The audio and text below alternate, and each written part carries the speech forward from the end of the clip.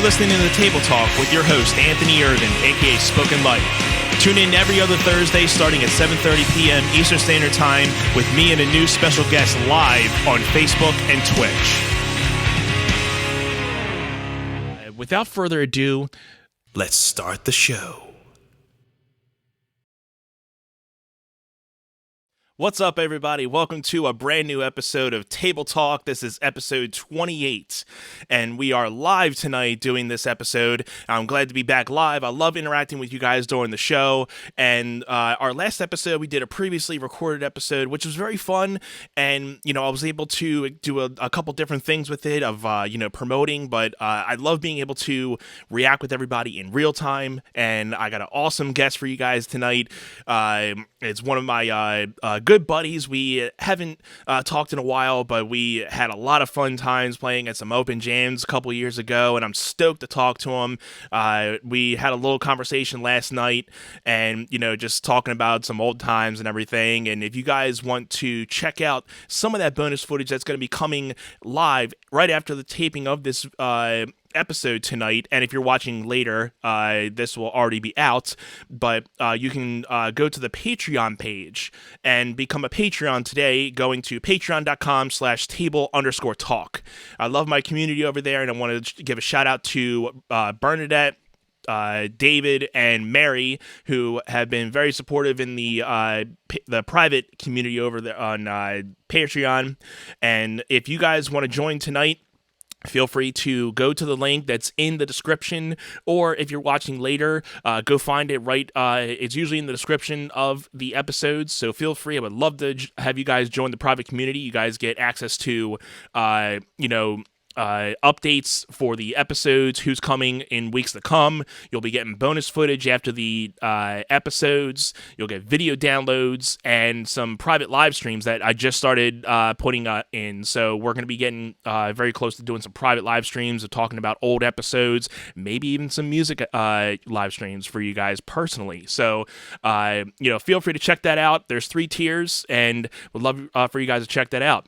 And for those who are watching at a later time, you guys make sure to check out the episodes on Podbean, Spotify, Apple Podcasts. Make sure you're, giving us a review, following and subscribing. It helps out the channel, helps out the podcast a lot. Thank you for everybody who has been supporting the channel since day one. So, without further ado, everybody, let's get in our special guest tonight, Mr. Tim Jones.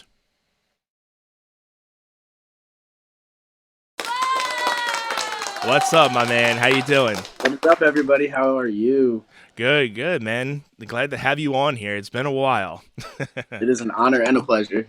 Absolutely, man. And I was stoked to, for you to be saying that you wanted to, ask me for so long, and then it just took me like, hey, I need a couple people, and I know Tim's been, I've always had a good connection with guitars with him, and I'm like, dude, I got to have him on the show. We got to talk guitars. We got to talk music. And I know we like a lot of the same types of music, so I had to get you on here, and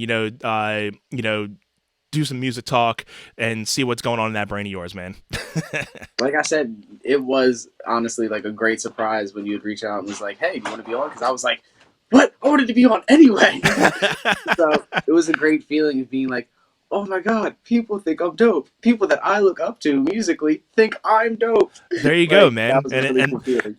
That's the best feelings, like when you have people that come to you that, like you said, that actually you feel that they're like at another level than you, but then they come to you and you're like, wow, like I feel important, That's really how it made me feel, honestly. Yeah, man. So for those who are watching, why don't you give everybody a little background to who you are?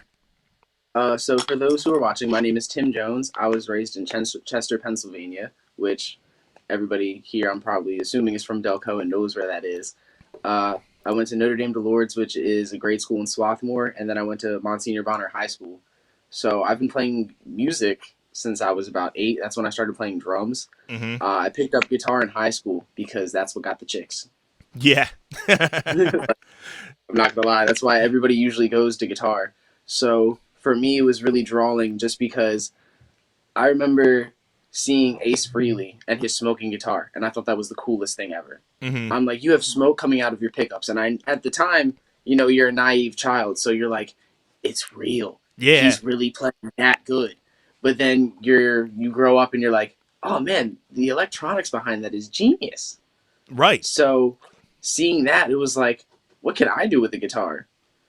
So I went from being not obsessed with Kiss because their music's not all that great, Right. um, just with the guitar, and then I found Guns N' Roses, and then I found Hendrix, Yeah. and I found Pink Floyd, and was like, Mind my whole blown. brain just Yeah. exploded. So that was kind of when, back in high school, I decided like, I don't need anything in life. I'm just gonna be a rock star. Yeah, that's the golden opportunity to be like, d- enough of college. I'm just gonna rock this thing out and see where it takes me. Exactly. That was my plan. That was literally like, I was like, I might go to college, which I did. I went to community college for a couple of years to Yeah. do psychology, but I actually dropped out to go on tour. There you go. And who So was it's the like, I band that you did go went to on tour? college. You can't do that. And who was I the band went you went on tour with?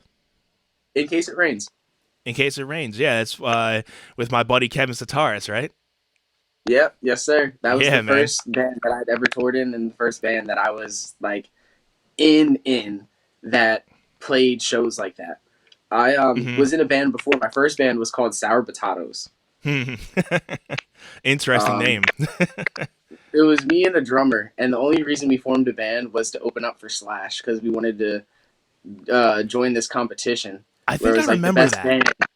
I Yeah, think I think well, we I did slightly that, remember that competition. Yeah. and I was like, all right, cool, like let's do it. And we Yeah. were out back in the house thinking of a name, and I was like, I'll think of an adjective, and you think of a noun. And I said sour, and he said potato, and I was like, why don't we just do potato? And he was like, nah, that's too boring. So it was funny. We used to call our fans tater tots. Perfect. It worked out great. That's awesome. So you got into those bands. You did the touring and everything, and you stuck with guitar. But now you have started to run like your own company, right? Like your own, and Yes, you're sir. you're either you're managing or other artists and MCs. Am I correct? Yes, sir. Nice. And So, and what's that company called? so it's called Altruistic Vision. Uh huh. The name came from, I don't like the word selfless because I'm really weird with words as a writer and just someone who's kind of into spirituality. Like, words to me are very important. So I didn't want to have something be called selfless vision because to me it's like you're less of self. Right. And altruistic is a cooler version to say selfless, basically.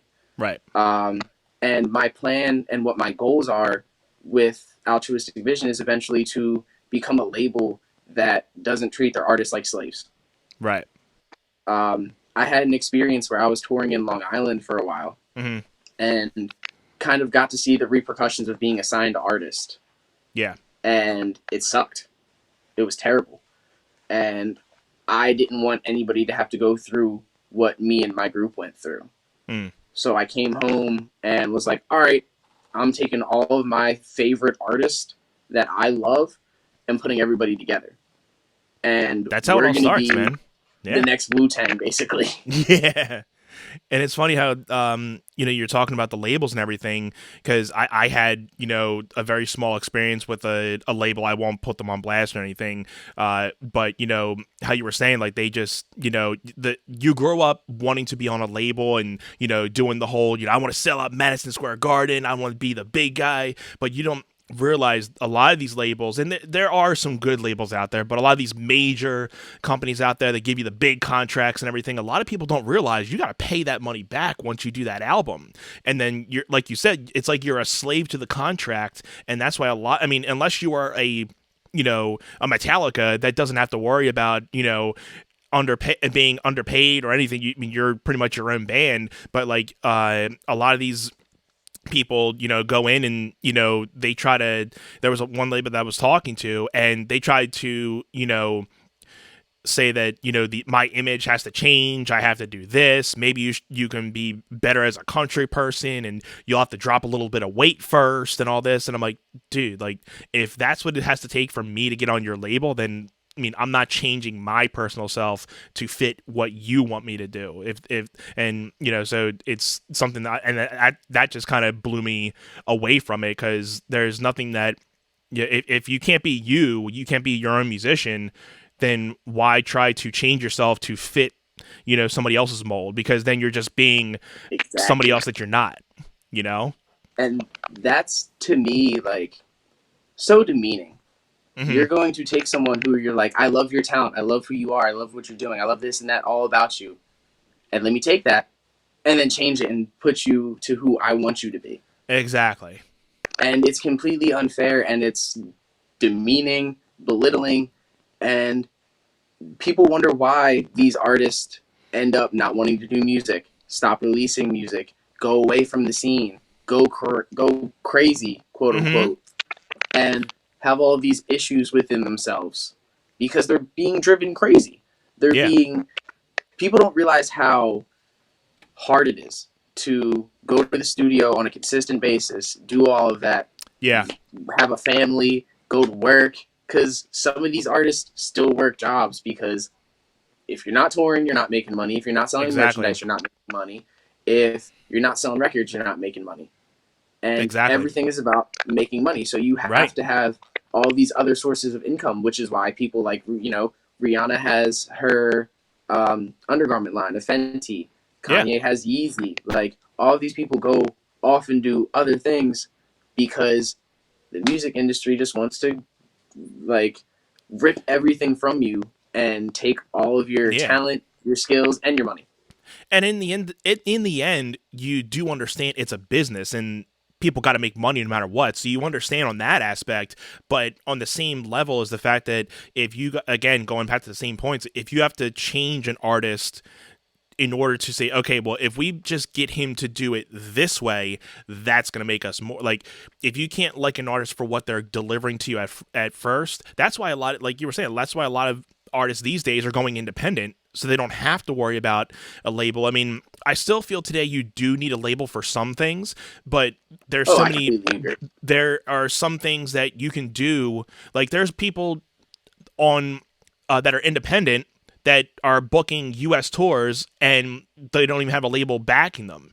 So we live in a world today that you don't necessarily need to you don't need to rely on it, but it still is helpful. But it's not like back in the '80s, like the big boom of the hair metal bands and all those that they Yeah. were down on the strip and just picking up people like one and one, and saying like, all right, let's sign this person, let's sign that person. But it's not like that today. Like it's more than they're not going to up and start looking for talent. They need talent to come to them, because they're not willing to spend the money out front as much as they used to. So they want to make sure that you're going to make them money before they have to pitch out money. So I think that it's I don't think it's a lose lose situation when you join a label, but I think it's like you lose more than you gain because mhm. yeah, you have them to do all this promotion for you. They do, your A&R, your music videos, but you're paying for it anyway. So you might as well just be Right. independent and pay for it yourself because the only difference is all of the promotion that you're getting out. And you know, once you break it down, something I love when people talk about is numbers, Hmm. and they're like, "Oh, this person has so many records sold," and it's like, how many of them were bought? Right. Like, you can't judge a person on numbers anymore. You can't really focus on the things that the labels are supposed to be here for. Hmm. Like, I remember one of my favorite lines in Redman's song is, "How can you be hot when you paid for your billboard spot?" Mm. And that for me was like one of the biggest, like, oh man, people actually do that. Like, record companies will go to radio stations and be like, here's a list of all the songs that we want you to play, Yeah. and from this time to this time you're going to play this, from this time to this time you're going to play this, you're going to play this song this many amount of times, here's a stack of money. Right. And it's so controlled that luckily now we're in an age where we have streaming services to where we can do our own distribution. We've Yes. taken back everything that they have been taking from us for years. And then now you got to worry about the streaming services that are taking money from the artists now too. So it's like Yeah, well, not only the labels, but now it's a lose I gotta lose. get my points 0.006 out of this one stream. That it's It's like crazy baffling when to you see me. those numbers, and like to an outsider that's like saying like, you know, oh well, you must be making a lot of money on the streaming services and stuff, because I mean you're getting, well, I mean you'd have to probably get a couple thousand streams to probably make $100 off of, you know, Spotify or anything. And you know, I think Apple Music pays a little bit more, but even then, I mean, I know that's, I think that's the next thing that's going to eventually, you know, get into the circle of like, you know, the streaming services, hopefully, you know, gaining a little respect back to the artists, that they are, you know, making them so much money. But then we're getting so little back in return. Like if it wasn't for us, your platform will be nothing. So, you know, to the and that artist, it should be more yeah, like, okay, we should be respecting more of the artists that are making us this money, you know? So, it baffles me that the world takes entertainment for granted mhm. because music is everywhere.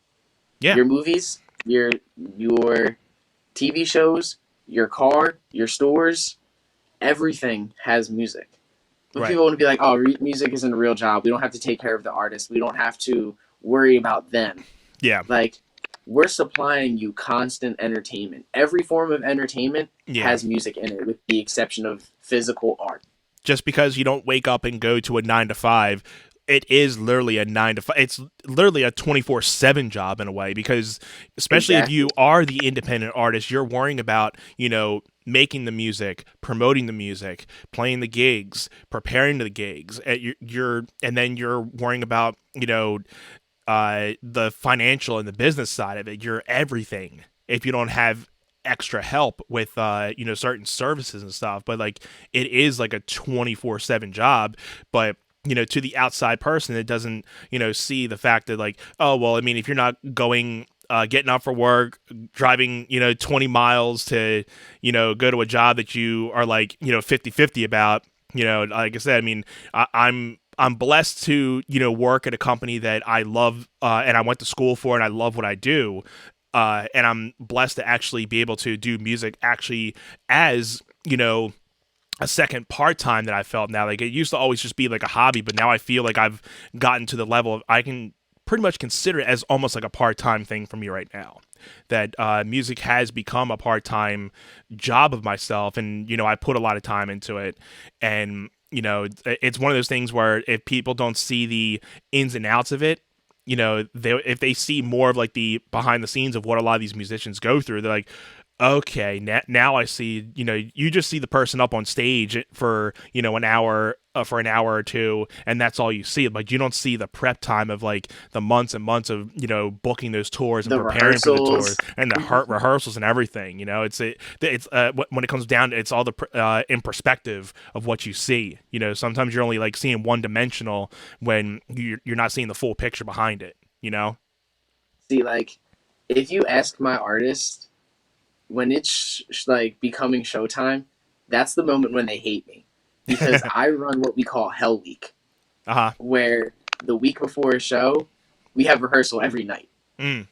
And it's we go through everybody's set, we go through everybody's sometimes we go through everybody's choreography. You know, we're gonna go through everybody's crowd interaction chants, what you're gonna say in between Uh each huh. song. Like we go hard. So you're very particular with like like, you know, choreography, getting down every little aspect of the show. Like you, like you said, you put on a performance and in like an entertainment show before actually Yeah. thinking about it. It's a music show, but you're making sure you're entertaining people at the same time. Yeah, because that's our job as artists. Like, Mm-hmm. yes, as an artist, we're supposed to create and be authentically ourselves and, you know, produce that and give that to the world. But at the same time, the world's coming to see us. So we need to make sure that we give them a good show. Absolutely, man. I So totally it's like, agree. we're not keen to, you know, where the girls. So I have four artists. There's myself, Charisma, who's one of my singers and an MC, Uh huh. Sykes, who is an MC, and then Courage, who is a singer. Uh-huh. When it comes to charisma and Courage, they don't have to, dance a specific way or dress a specific way because I'm not about that Yeah. stuff. Um, I really don't like when. So something I'm really like against is misogyny in the music industry. Mm-hmm.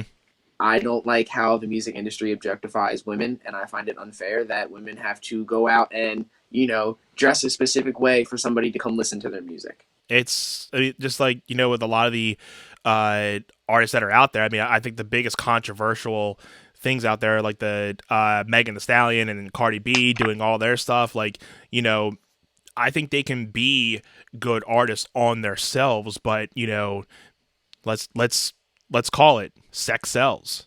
Yeah, So and that's completely okay. I love the fact that sex sells because to me, like that's women taking the power back.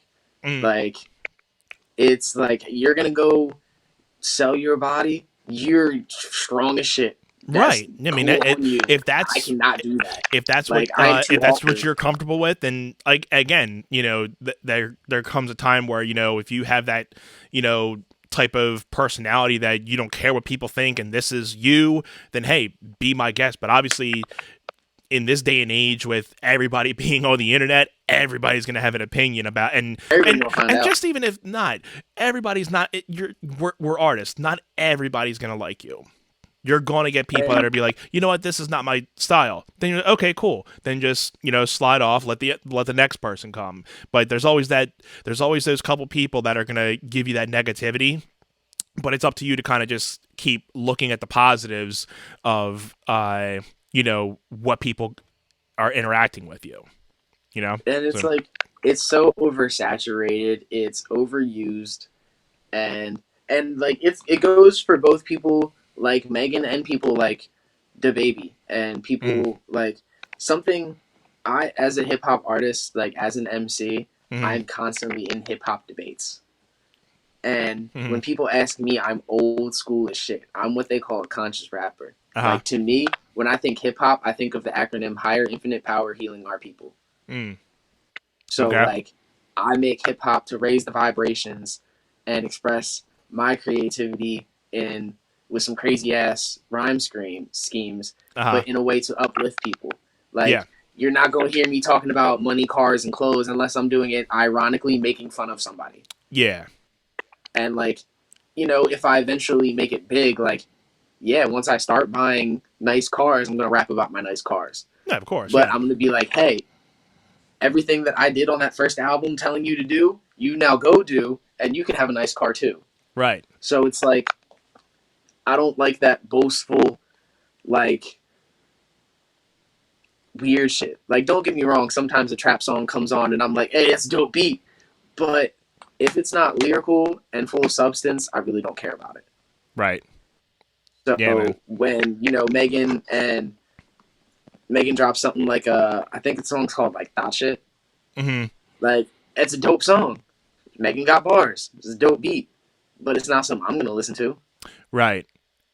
And I, And I kind of feel the same way with you. Like I'm not a fan of today's, rap and hip hop because like you said, I feel that they don't talk about anything. There's maybe one or two people that I listen to Drake, even though Drake has kind of gotten a little bit stale, but yeah. there's been like one or two. I've just started getting a little bit more into Post Malone and all those. I mean, he has a couple good things there, but like I'll always go back to like the early '90s hip hop, the Biggies, the Tupacs. They were saying stuff, and they weren't just like you said. They weren't just talking about uh you know things that they necessarily wish they had, but they're talking about the struggles that they went through in their hometowns, and talking about the upbringings they had. Like they were talking about real stuff. Where now I feel Mm-hmm. it's like you're just saying stuff to say that, but you don't really live that type of lifestyle, and you're just Yeah, and living like, you're living off of a lie. I can't really say that about see, everybody. If there's people watching, and please don't hate on it. I mean, I'm just giving my total opinion. But people are gonna hate on me when I start talking hip hop because I get so passionate and I'm like an anomaly, whatever they want to call it. Uh-huh. I'm very specific with like everything about hip hop. I'm like, if your rhyme schemes aren't dope, if you have whack lyrics in more than 10 songs, like I'm so specific with my hip hop and what I listen to, just because of like my beliefs of like words or spells, and I don't want to say the wrong thing and speak the wrong thing into the universe. Yeah. So it's like I only really listen to like I'm gonna say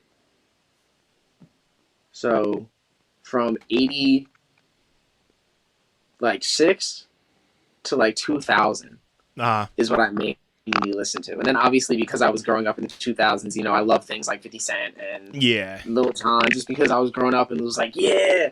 But Mm-hmm. then I'm like, oh man, oh, that's what I was listening to. That's That what he was seems like a saying. good like 86 to That's what like speaks early to me. It's 2000s. like, That kind of seems like a good decade of, type of stuff. And I think I like cuz I was born in 86, so I mean, I didn't really start listening to a lot of music until, I mean, obviously my upbringings were the 90s, so a lot of 90s music was all everything I grew up with, but I feel 86 to like early 2000s, maybe cut it off at like 2010 maybe, if anything, yeah, but I can cut yeah. it off then because Kanye dropped 808s and Heartbreak in '08 Uh-huh. and dropped My Beautiful Dark Twisted Fantasy in 2010. Yeah, 2010. Mhm. So And I know like you're a big Kanye fan. I I've seen a lot of your hate posts. Like Kanye. you go hard on defending I do. Kanye. and Kanye, here's the Wu thing. I'm on Tang. the opposite. I've never been a Kanye fan. I mean, I know I like him as a musician. I mean, but when he goes on, and says I'm a genius, I'm like, dude, stop. I mean, I never liked when people kind of have to tell other people that they're a genius, where like when it coming up to like people like the Hendrixes and the Pink Floyds, when they never had to say it, They're people so said it humble. for them.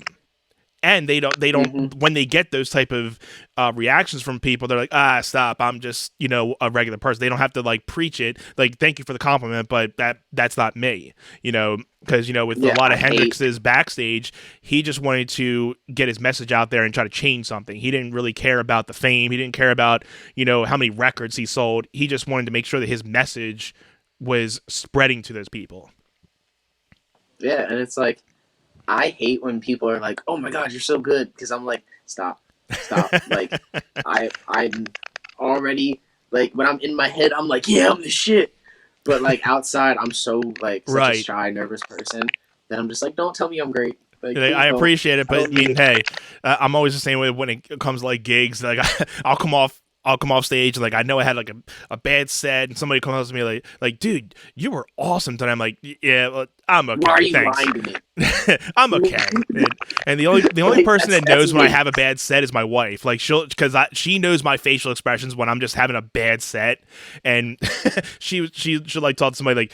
I just tell by the reactions on his face he just messed up something. Like nobody Yeah, else that's will my notice it, girlfriend. but she'll notice it.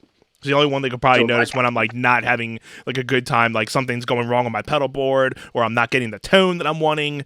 Like, so it's I've had a lot of those times, and it's just like you can't get it right, and you're just like, ugh. not getting the tone you want on stage It's is the the worst. worst feeling ever. It is. It really is. Like I've had a lot of mishaps on stage. I've messed up lyrics. I've tripped. I've like fallen off the actual stage. Oh, jeez. I've tripped on my wire and had the cord come out, and you just hear the. Yeah.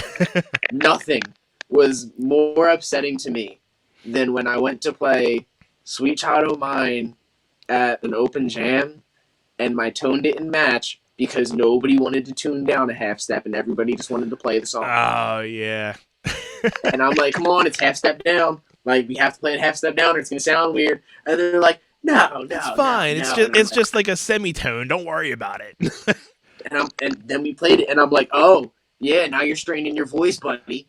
Yeah. You're hurting. And that's You're half the hurting, reason aren't why you? a lot of people play in E flat and not standard. Also, and when I was playing, I used to play in standard a lot until I'm like, yeah, I mean, my voice sounds so much better when I'm in E flat. And it's a very small change, but it makes your voice sound so much better. And like you said, you're not straining as much. You don't feel like you're straining as much. So relaxing. And It's especially so on a Strat, I mean, everybody always says, and I definitely agree, tuning a Strat down to E flat makes it sound so much more better than playing in the standard.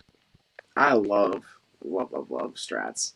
I used to grow up hating Fenders because of Slash only playing Les Pauls, Uh, and I was like, no, like Strats are ugly, Telecasters suck. And then I grew up yeah. and I played a And then you actually Telecaster, and I play was one, like, you're like, what was I talking about? Like, I'm yeah, sorry. like I'm the very tone. sorry, Fender. Oh, I felt so bad for like all of the guitarists that I made fun of in my life because like you know how you have those friends who are musicians and they play their specifics and you play yours and you're like, well, I'm better than you because I play a Les Paul, and Uh-huh. they're like, well, I sound better than you because I have the Fender, and I'm like, well, my Epiphone sounds better than your Fender because I'm playing it, and it's like things like that where I'm just like, Yeah. and his Fender really did sound better than my Epiphone.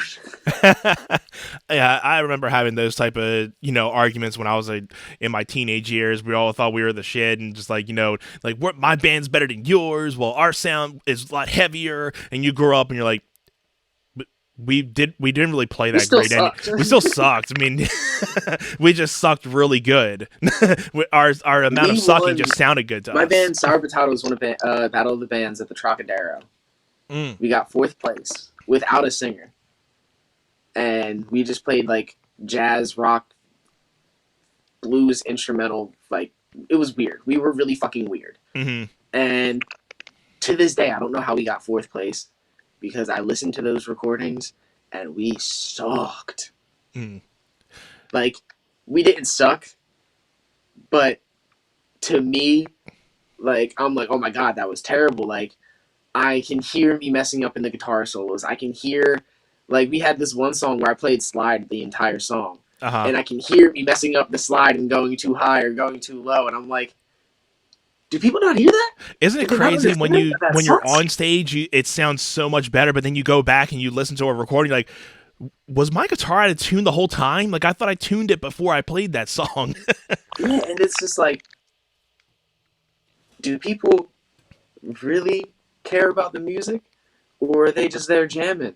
Because it's like, Right. I know there's times where I have done terrible, Hmm. like messed up entire guitar solos, messed up songs, and people will still come up to me and be like, "That was awesome," and I'm like, "You're lying." And that's the same thing with a lot of the cover So gigs. Like, you're as really I think a lot of people don't care how it sounds as long as you hit that one note in that famous song, they're good. Or if you hit that one guitar note in like one of those top 50 Billboard greatest all-time hits and stuff, as yeah, long as they hear that one little spot in a song, they don't care if you mess up the whole thing. As long as you get that one little note, people are like, dude, you're awesome. And I mean, half of them are had like 3-4 beers in, so anything kind of sounds good at yeah, that that's point. true.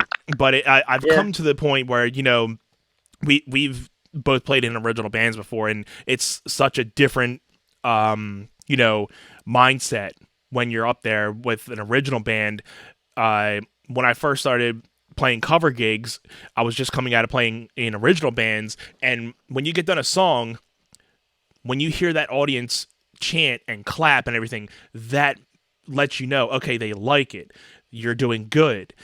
I played my first, cover show, maybe one or two, and I get done songs, crickets, and I'm just like, it's am so I am uncomfortable. I bombing this? But then I started, talking to a lot of peers around the scene, and like, dude, you just got to realize you're a jukebox to these people. If you're going out to think that you're going to get standing ovations after every song or every, then this is not for You're you. tripping. You may get one or two times where people are listening. You're like, oh, that's awesome. Here, claps, really good. But you're not going to get like standing ovations like you would expect, like at like a big arena or something. That's never going to happen unless you are a big time musician coming to a local bar out of nowhere. Then you're going to get that type of respect. But so it took me a couple times to really realize after I get done a song, I'd say thanks, this song was that, you get right into the next one. And unless you get a couple claps, you're like, oh, thank you, blah blah blah, then you go right into the next one. So it's been kind of like my mentality of like not expecting that type of thing, but when I do, it's like, oh, okay, cool. At least I can kind of feel the crowd, and I'm still learning how to feel out a crowd, because like knowing, what people are digging. If I'm playing this type of music, then I know, okay, stick with this type of thing for, at least the next couple songs, and then try to switch it up and see how they feel. And then it's always kind of like playing to the crowd a little bit. So it's always something new every time I'm playing.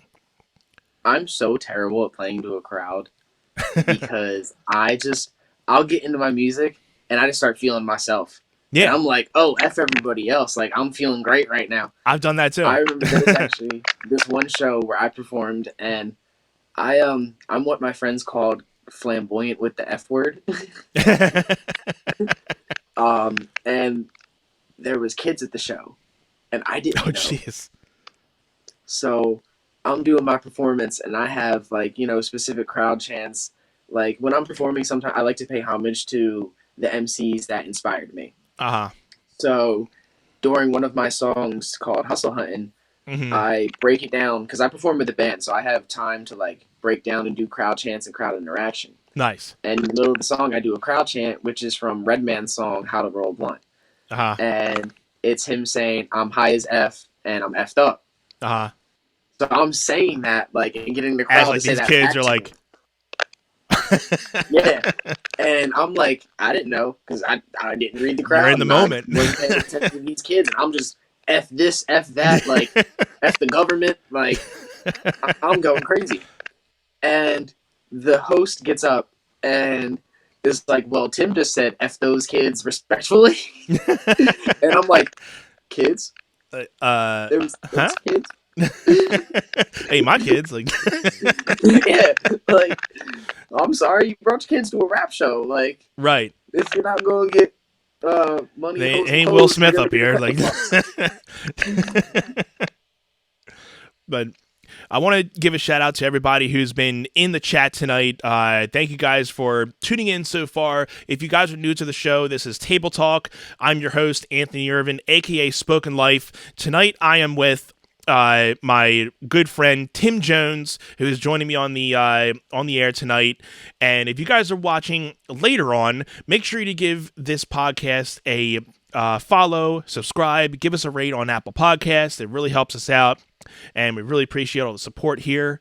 And Tim, I want to ask you, so coming from a guitar player's aspect, and you already had that lineage of being an MC, a rapper. What made you want to, I know you said you had like somewhat of an injury that you couldn't, and you gave up a little bit of guitar, and then so what kind of made you start going into like the MC hip hop realm, and what made you want to start the agency you have right now? I know you're saying you wanted to, like, with what you were talking about of you've seen all these big labels or labels in general that are treating people not so pleasantly, and you wanted to flip that and have something that you're taking care of these people instead of treating them like a slave. So you're kind of putting them in their own aspects. So, but like, is there any more aspects that came about that made you really inspired to want to start this?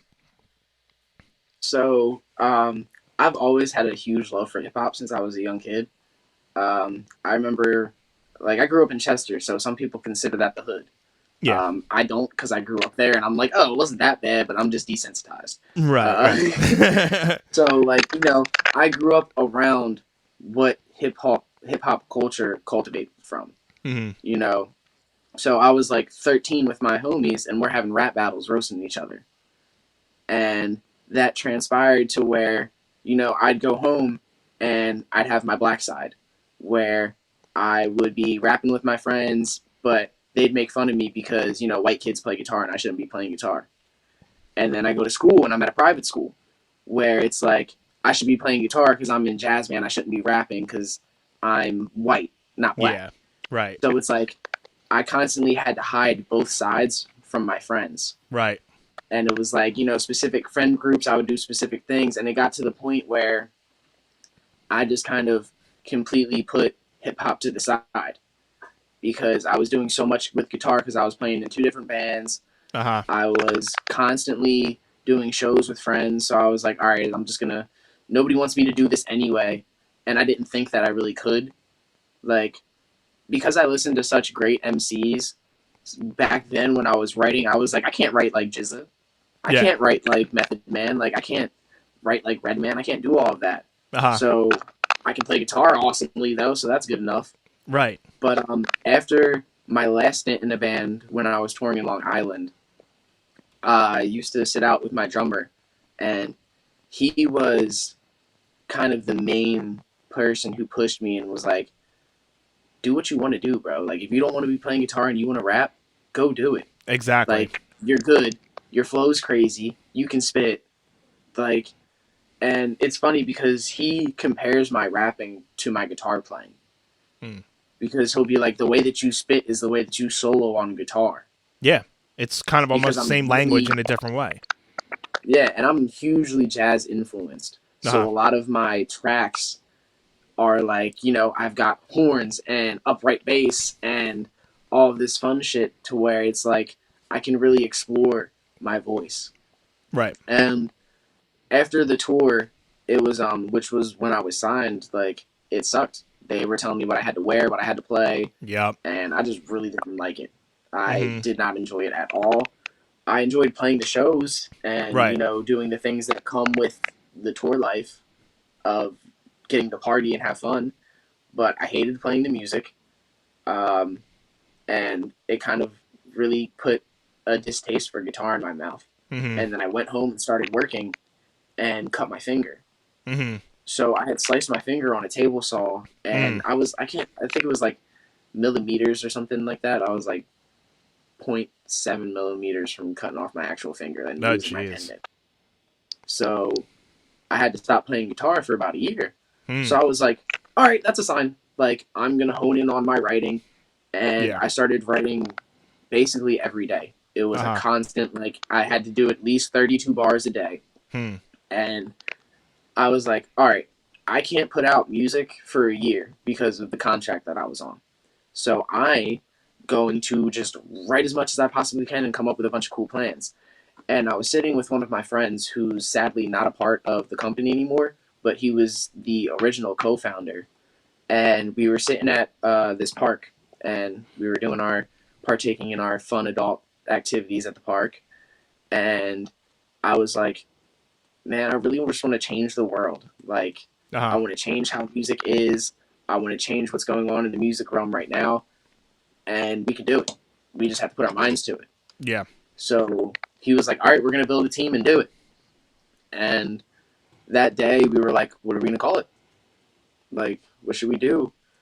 And I'm a huge person. I'm really into meditating. I'm really into like spirituality and everything like that. So I was like, all Mm-hmm. right, we're going to meditate in the park. We're going to hang out here and we're going to talk about this and figure it out. And by the end of the night, we had come up with the name Altruistic Vision. We had come up with the idea. Right now, we're a collective of artists, but Mm-hmm. our end goal is to be a label Uh-huh. that isn't really more of a label, just more of like a promotion company for artists. Right. And I run training camps where it's like I teach you how to perfect your craft. Like Mm-hmm. when I do shows on rehearsal weeks, like I said, I put my artists through hell week. They hate that shit. Yeah. Um, because we're rehearsing our songs constantly, and it's like me, I go for jogs and rap while I'm running to be able to get that breath control. And it's like I can teach people how to do things like that and how to become a better trained artist. Like Right. people don't realize that the dude who's spinning his bass around his neck practiced that Mm-hmm. and got smacked in his face at least 10 times before he got it. Right. And I wanted to be able to show people that anybody could do it. And that was about uh, just over a year and a half ago that we coined the idea and everything like that. My first show with Altruistic Vision was right before COVID. Well, I think COVID had like just hit by then. It was February Yeah. 28th, 2020. Yeah, it was Um, still like in the news, but it hadn't really like gotten a hit because I think it was almost a month later. Like, I think it was like March yeah, 18th or 16th that like everything shut down. I still remember watching TV and watching the NBA and just everybody leaving the stadium. So like everybody go home.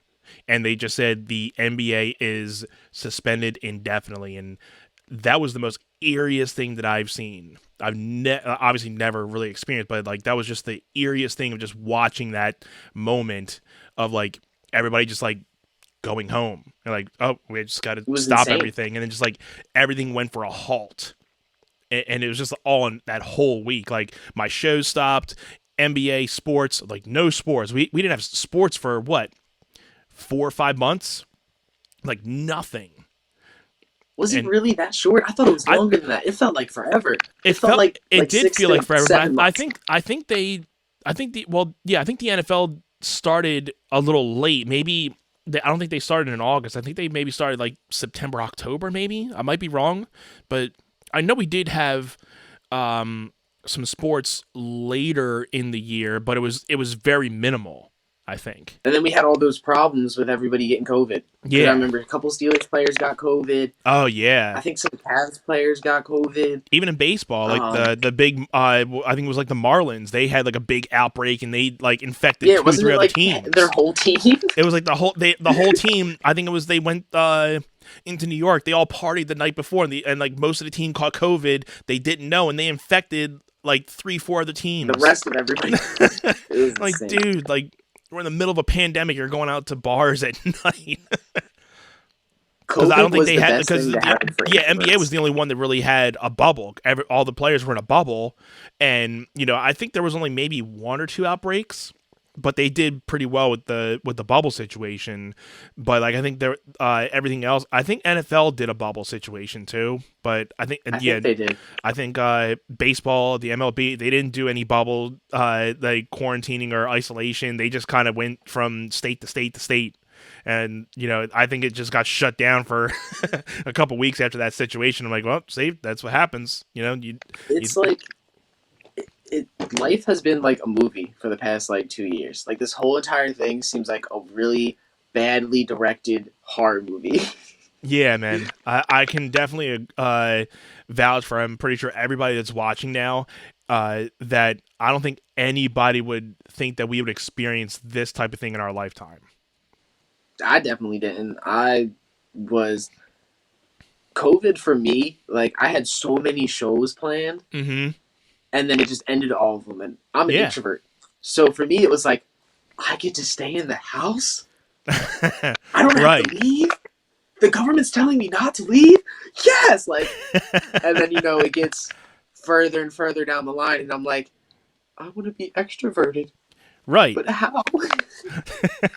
Yeah, and that's the thing with me. Like, I can usually amuse myself with something if as long as I'm doing something, I can just kind of you know make my mind wander and just like I'm a cause and effect guy. So give me something that I need to like either fix or solve, and I'll be on it for hours until I solve that issue. And I think that's why like I love video production, or like trying to find out a lot of how this show has been in production of like okay, how do I do interviews with people while live streaming. So I going through searches and trying to find the best way to do this without having laggy bad streams, and trying to do all this stuff. Is like it's I've always been a person like a good way of like solving problems or trying to find ways to solve something. And I think that just kind of amuses me to the point where once I find out that problem and solve it, I'm just like, yes, I accomplished something. It's Critical almost like thinking is learning important. songs. Like you're constantly practicing it until you get it right. Yeah, critical thinking is mad important, Yeah. especially for like brain stimulation because like I've been so bored. Like I got a drum set. I got all these things where I was like, I'm gonna do all this. I'm gonna learn everything. I'm gonna be amazing. And I just sit here playing Switch and working now that like I'm back into work. And I'm like, man, by the time I'm home to like stimulate myself and do all this stuff, I don't even want to. And I just wasted all that time when I had all the free time in COVID, not Yep. practicing guitar, not practicing drums. Yeah. Just like I was lucky enough to be able to play a lot of shows still throughout Hmm. COVID. because of the places that I've been associated with being like, oh, we can do shows just as long as, we have proof that you've never had COVID, you're wearing a mask, and you pass the temp check, and we do social distancing. Yeah. So it's like, I'm really grateful for that, but I know for a fact if COVID wasn't a thing, that everything would be intensified by 1,000% at Hmm. least. Right. And it's like, I miss the days of going to Tom and Jerry's and watching Wings and Jams and feeling comfortable. Yeah. Like, I miss the days of going out and being like, hey, this is going to be a good time, and I might not possibly die. Right. Like In you the always most have to have a positive chip way. on your shoulder. You always have to have a chip on your shoulder and being like, I don't know where these people have been, and it's just even before COVID, you can think of the same thing, but now it's more of I don't know where this person's been. Like I was in the Wawa the other day, and I'm usually not too much of a person. Like if somebody's like right on top of me, I'm not that type of person to like get away from me. But ever since this, there's always that one person, when you're in line and somebody's like right like on top of you, and I'm usually not the person to kind of call them out. But I give them I like am. I I give them like the look, like back the f up. But I'm like, I kind of give them like the little like turnaround thing. They don't get it, but I'm like, dude, and in this type of time, I'm just like, get away from me. Like I don't know where you've been.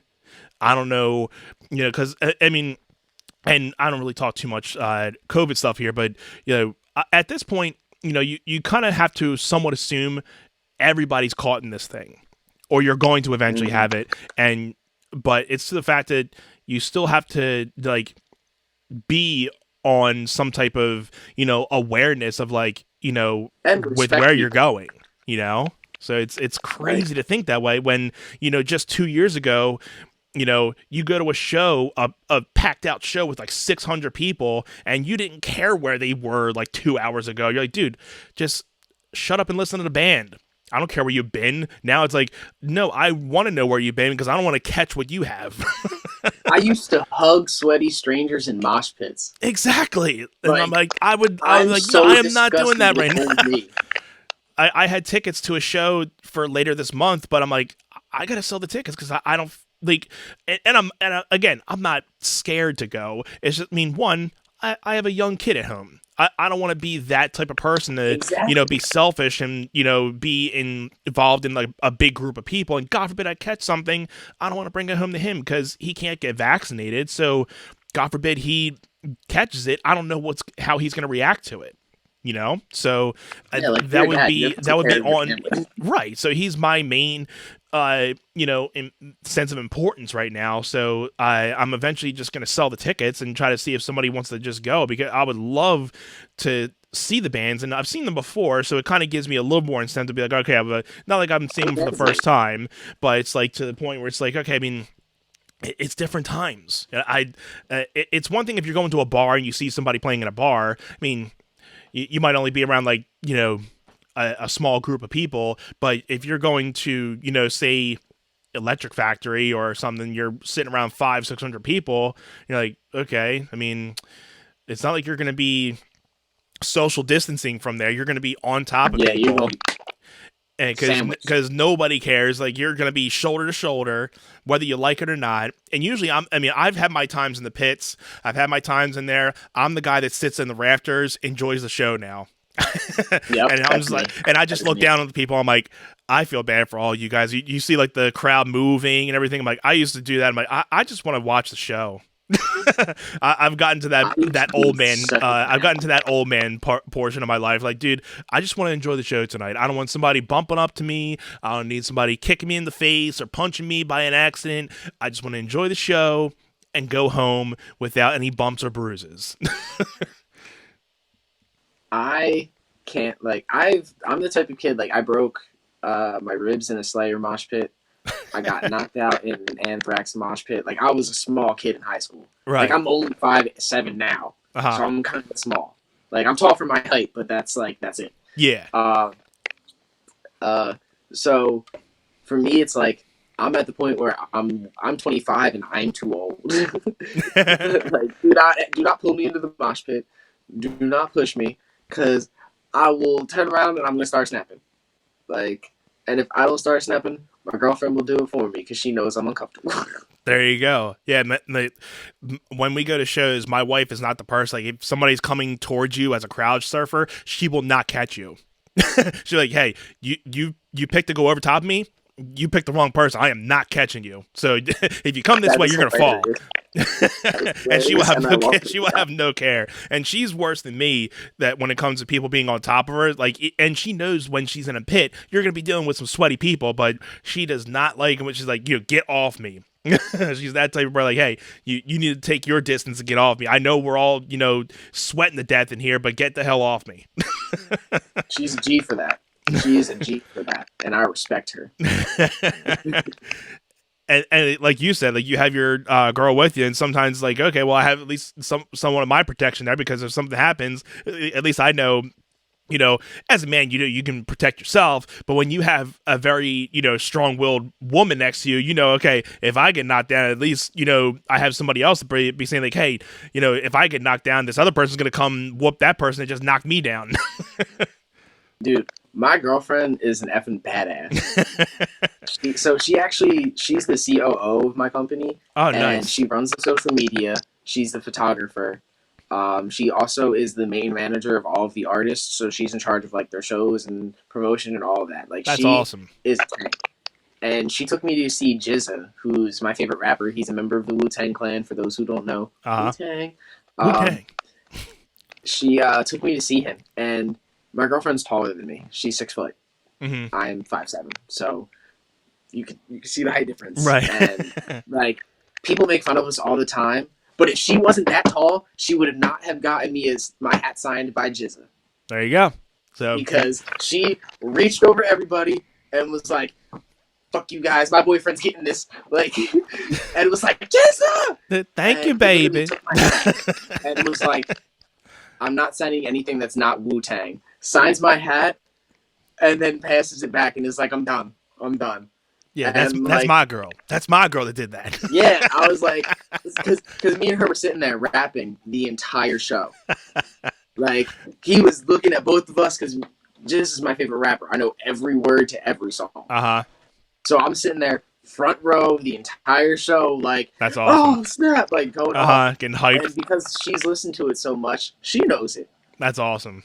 So he saw us like rocking out the entire show and was like, "I can't not do this." Right. Because like, I was wearing a Wu-Tang shirt, and when he said like only Wu-Tang gear, I was like, "Okay, like, let's go." And he just took the hat, and I was like, That's awesome. You are God's greatest gift, and I love you. There you Like, go. You Greatest are mine for the moments. rest of your life.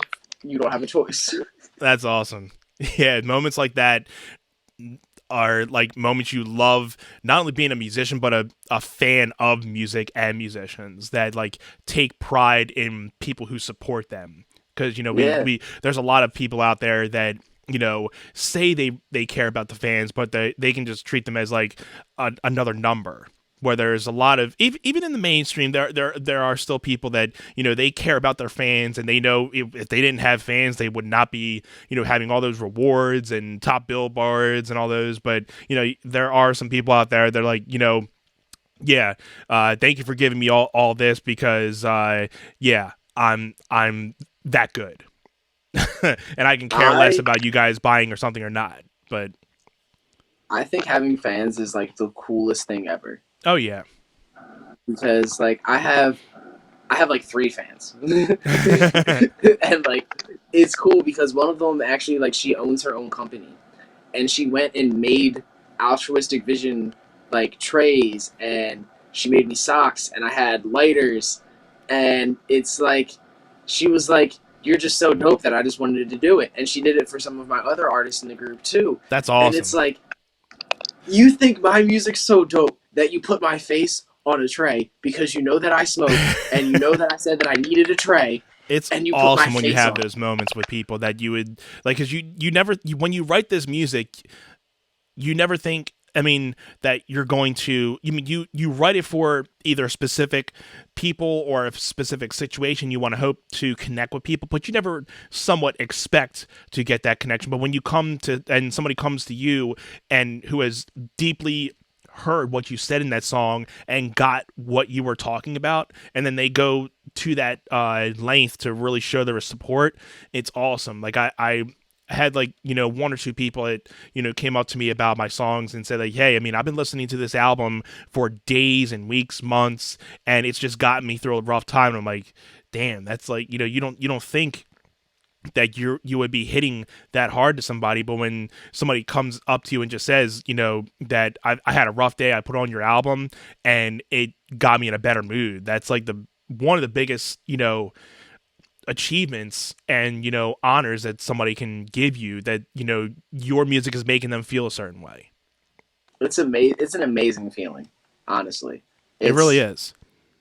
It's the coolest feeling. I can't think of anything cooler than when someone's like, hey, Tim, can you perform this song? Because I love this song of yours and I want to hear it tonight. And I'm like, really? Yeah, I was going to anyway, which, like, I'm not telling them I was going to anyway. But, like, I only have, like, 6 songs that I can perform. So I'm like, oh, yeah, like, I can do that for you when I was going to do it anyway. But, like, you asked, so it feels good in my heart. Well, we've come to the part of the show where we are going to do, we're going to spin the table talk wheel. So I'm going to show you what we're going to do. So those are watching on the podcast, obviously, you know, watching the audio versions of this, I'll kind of explain a little bit more as well. We have a spin wheel that comes on here, and there's 3 different topics. There's a top 5, a little game show called This or That, and then we have a topic question. So we're going to spin this wheel, and whatever it lands on, that's what what we're going to talk about and kind of end the show with a little bit tonight. So let's see what we get. I really hope it's top 5. Top 5, there you go. Top and it is top 5. Let's go. So we got top 5, everybody. So the top 5 that we are going to do tonight, we haven't had a top 5 in a while, so I'm stoked. So, all right. So this is good. I think we've done this before, which was, you know, it was a little hard, but we might be able to, it's going to be, I think it might be a little bit easier tonight. So we're going to break down our top 5 favorite songs. And it could be from any genre, any, you know, age of, like, you know, music. So, Tim, I'm going to, and it can go in any order. It doesn't have to be from best to worst. It just, whatever 5 you can think of. So, Tim, what's your first favorite song you have? And I know it might take a little bit of time to think. So, while you're thinking, I'll just do a little, you know, pitch of, once again, I just want to thank everybody for, you know, tuning in tonight to the show. You're watching episode 28 of Table Talk with me, your host, Anthony Irvin, aka Spoken Life. Tonight, I am honored to be talking with one of my best buds, Tim Jones. We've had a fun night talking about, you know, music industry, you know, our influences, rock in general, talking about his agency, and we haven't talked in a while, but it's been awesome keeping in touch with him. And now we are breaking down our top 5 favorite songs, and this can be either any genre, you know, from any age. So here we go. It seems like he's got his 5. So what's your first one, man? 5. Number 1 is Cream, which stands for Cash Rules Everything Around Me by the Wu-Tang Clan. There you go. All right. So I'm going to get one favorite song. Number 5, I'm going to, because this is something that just I'm trying to think something that just pops up into my head. I'm going to say the Beatles, Twist and Shout. Because that is something I actually, when I was a kid, I didn't actually perform the song, but it was one of my first times being on a stage and performing. I was in, what was it, mate? I was in elementary school. And we had talent shows in our elementary school, and my mom and, you know, our friends, we dressed up as the Beatles. We had the whole suits, and we dressed in, like, you know, the Sgt. Pepper's Lonely Hearts Club Band gimmick. That is awesome. And we just went out there and did Twist and Shout. It was all, and we had, like, you know, make believe guitars and everything. We had a drummer. It was, but we were actually singing it. We weren't playing it, but we were actually singing the songs, and it was awesome. It was one of my fondest memories That of is music. So my first one is definitely "Twist and Shout" by the Beatles. I picked Cream because that was the first Wu-Tang song that I heard. Uh huh. And listening to the Wu-Tang Clan changed my whole entire preface of life in general. Like, Hmm. not to get like bleak and dark, but when I was in high school, I was going through a very, very rough time. My parents didn't have the best relationship. I wasn't in the best of health, and I was just doing a lot of stupid teenager things. Uh huh. And then I found the Wu-Tang Clan, and they changed my entire life. And Cream is crazy because it's like this smooth beat where you have this nice sax intro with the da na na na Uh huh. na na na na, and then the piano going throughout it to me was just like beautiful. Like it's so simple but so orchestral. Uh And then hearing Raekwon and Inspector Deck rap over that at that age was like, whoa. huh. Like, because back then, like at that time, I was more into the stuff that was out then. Like, I was more into, like 50 Cent, Kanye West, Lil Wayne, more things that were not shown to me at that point. And then I discovered Wu Tang Clan. And after I discovered them, I discovered Hieroglyphics and NWA and all those classic groups that, like, A Tribe Called Quest, that I completely, like, changed my whole mindset on life because of that song. Yeah, that's cool when you have a song that kind of just hits you in that moment of life, and it just kind of has that light bulb switch that you need to just get your life back on track and just know, okay, like this is something, and that's the power of what music can do, and it just hits you, and you're just like, okay, this is what I need to do to get myself back on track. And I love when music hits people like that. I love hearing those type of stories. And, like, it's really hard to not put a bunch of Wu Tang songs as the top 5 greatest songs, like my favorites. Uh-huh. But like at the end of the day, like I listen to so much that I'm just like, all right, I can do it. I can do it. There's more than just Wu Tang. But I had to throw one in there because Cream was just. I wake up every morning and still listen to that song. Nice. Like that song is what gets me through the day. That song is what gets me up and is like, all right, you can go to work because cash rules everything around me. Cream, get the money, dollar bill, y'all. So, what is your second song? My second song is "Devil in a New Dress" by Kanye West and Rick Ross. Okay. That song proved that you could put a sick ass guitar solo in a rap song.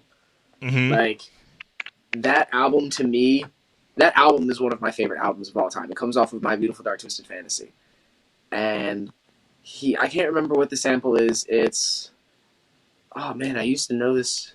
Like I think it was a Stylistics sample or something like that, but it's beautiful piano and just Kanye speaking his heart. And in the middle of the verses, it's like Kanye does about a 32, and then there's a guitar solo, which is just like the first time I heard it, I was like, oh my god, there's a guitar solo in a rap song.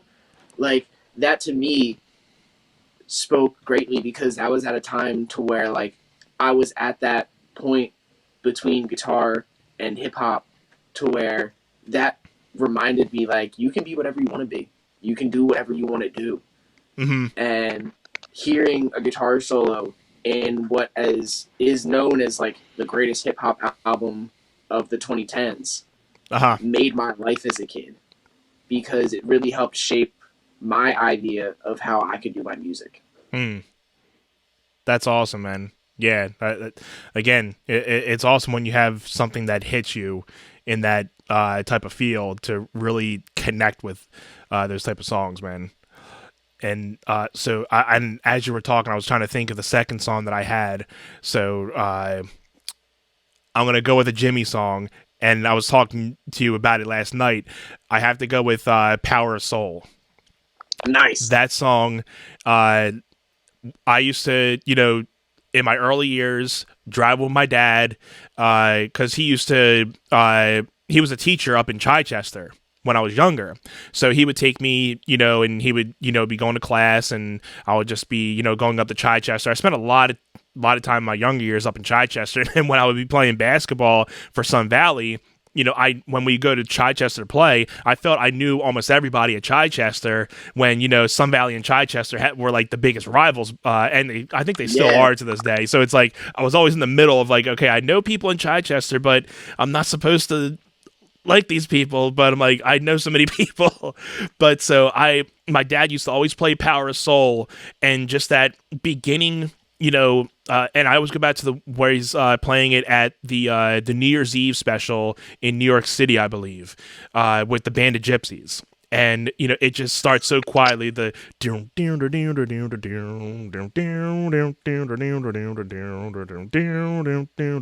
and he just comes in and just breaks that, and then Buddy Miles with the drum beats, and he just hits that snare, and Jimmy comes in with that wailing first note, and it's amazing. That with Jimmy, made me want to listen to more of him. And then, I got into more of Are You Experienced? I dissected that album, front to back when I was a kid, because I learned, the Purple Haze, the Stone Free, everything from that album. That just was the biggest influence me growing up as a kid playing guitar. Like I wanted to be just as good as Jimmy, and I was always dissecting his videos and looking like, okay, how is he playing that? And then now that we have like slow motion stuff and YouTube, you can actually slow down the little pixels and stuff and see where his. But even then, he just is like a freak with the fretboard. And again, you can talk all night, but it's just, Jimmy all day for me. So Power Soul by Jimi Hendrix is a number 2 for me. So my number 3 is a Jimi Hendrix song as well. My number 3 is Wind Cries Mary. I got a story about that too. For me, that I had a really strong connection with my great grandmother, and she passed away when I was young, and that was one of her favorite songs. And I'm not like big into like funerals and stuff like that. I'm not good at them at all. Right. I am very emotional, break down and cry type person. Right. So we went to the funeral, and they were playing a version of The Wind Cries Mary on the organ. Wow. And I was like, what is that song? Like, it's so beautiful. Yeah, that probably would have got me too. Went home and looked up what it was, because my uncle was like, oh, that's just a church version of Wind Cries Mary by Jimi Hendrix. And I'm like, wow. He has a song called Wind Cries Mary? Like, I've never heard that. I don't know what you're talking about. Like, because at that time, like, I think I'd only listened to Are You Experienced? And I think it was from that album, too. Yeah. Was it? Yeah. It was Are You Experienced? Yeah. Yeah, and that was, like, the only one that I had, like, dived into, and I was like, man, Purple Haze is the only cool song. Like, yeah. That's why it wasn't that good. So then I was like, all right, well, I have it. Let me go listen to it. And was like, how? I think that was his second or third single after Purple Haze, because I think it went Purple Haze, Hey Joe, and then Wind Cries Mary. So I think that was one of like the top 3. I think that was one of the top 3 first singles he had.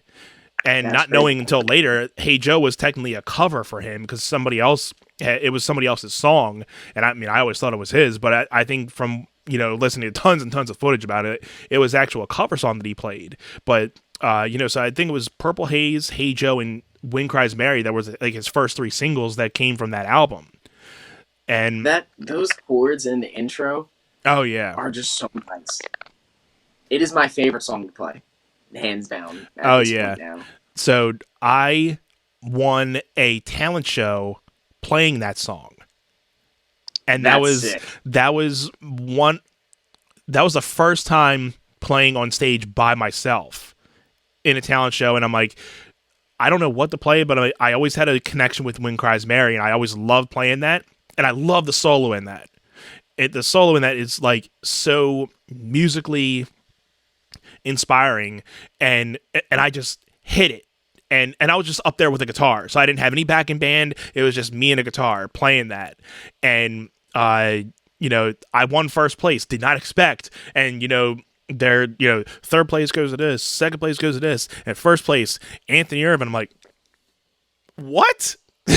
So I'm walking up, and I was very surprised. So and I feel that was like my moment of like, no, okay, I think I can actually play with bands, and it started getting me motivated to do more with it. So yeah, that's always a story I tell. Wind Cries Mary. And it was cool how you brought up Wind Cries Mary, because I love that song too. There's so many Hendrix songs that I love, but Wind Cries Mary is definitely a favorite of mine.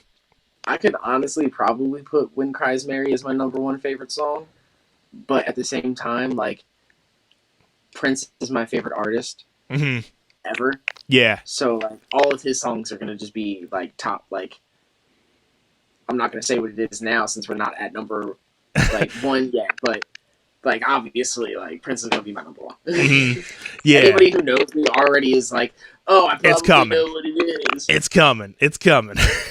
So a number 3 for me, I think I'm gonna have to probably go a little bit different with this. I'm gonna have to probably go a City and Color song, Dallas Green, and I actually play this song, and it's called Waiting.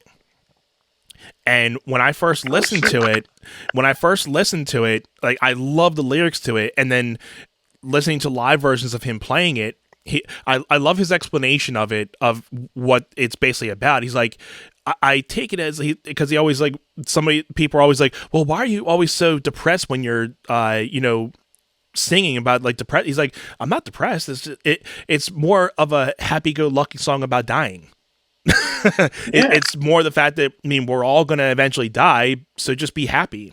So it's like a happy-go-lucky version of just dying, but it's the lyrics don't make it sound depressing. It's more of like of something to be like uplifting, to be like, it's okay to think those things. We're all eventually going to do it, so you might as well just live in the now and just live every day to the fullest. So that's the way I take of it. So I love the meaning behind it.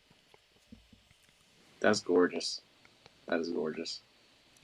So I think we're both into our fourth. Number 4 now, right? Usually the fourth and fifth are usually getting pretty tough. So I already know my number, like my 5 or 1, whatever you want to call it. Yeah. I'm going to say November Rain by Guns N' Roses. There you go. The guitar solo on that song is one of my favorite guitar solos ever. Just because of like Slash coming out with the soul, like, bro. Oh yeah. Man, the first time I heard that shit was mind blowing, and then seeing it live. Like, I can imagine that. It was like, my dream to go see Guns N' Roses live. And at the time, I was dating this girl who took me to go see them. And like, it was funny as shit because she tried to kiss me during the November Rain solo. And I was like, look, I'm watching Slash right now. Don't like, ruin this moment for me. And like, I like, now in retrospect, I kind of feel bad. That was an a-hole move because she bought me the tickets as a surprise for my birthday. We were 5th row, but like, come on, I have a Slash tattoo. Out of all the times, you can't take me to see Slash and expect me to not want to stare at Slash. Yeah, exactly. Like, and it was in the middle of the first solo when he like the bends on that song. Oh yeah, it's amazing. And then going into the second solo where he's like, wow, now, wow, wow, like, mesmerizing. And to hear live was just the coolest shit ever. And it, like, I could have died that night and been completely happy. Like, I got to see every song that I've wanted to, and like, I could switch out November Rain for Rocket Queen. Just because that's my favorite guitar riff of all time. And, like, my favorite song to play live, just because I love the slide solo and the ending solo. But November Rain has to take it, because it's just a all-around better song. Yeah, man. And, like, oh, God, those ending solos. Use Your Illusions 1 and 2 were the greatest fucking albums from Guns N' Roses.